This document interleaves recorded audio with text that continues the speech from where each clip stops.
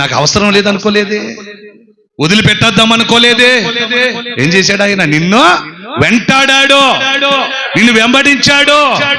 ఆయన కళ్ళతో నువ్వు ఎక్కడెక్కడ, ఏ చోట, ఏ స్థితిలో, ఎప్పుడెప్పుడు ఎలా ఉంటావు, ఎప్పుడు లేస్తావో, ఎప్పుడు పడుకుంటావో, నీ లక్షణాలు, నీ గుణాలు అన్నిటినీ కనిపెట్టి నడిచాడు ఆయన. గట్టిగా స్తోత్రం చెప్పు. కనిపెట్టి నిన్ను బాగా చదివాడు, కునుకక నిద్రపోక కళ్ళల్లో ఒత్తులేసుకొని నీ బ్రతుకునంత కనిపెట్టాడు. నువ్వు ఎలా ప్రవర్తిస్తావో, ఎలా జీవిస్తావో, ఏ లక్షణాలు కలిగి ఉంటావో, ఎప్పుడు తాగుతావో, ఎప్పుడు పడుకుంటావో, ఎప్పుడు పేకాడుతావో, ఎప్పుడు జోదానికి వెళ్తావో.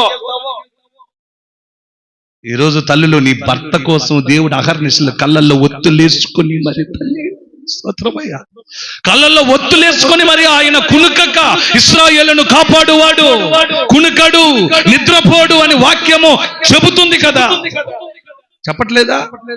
నీ రాకపోకల యందు యెహోవా నీకు తోడు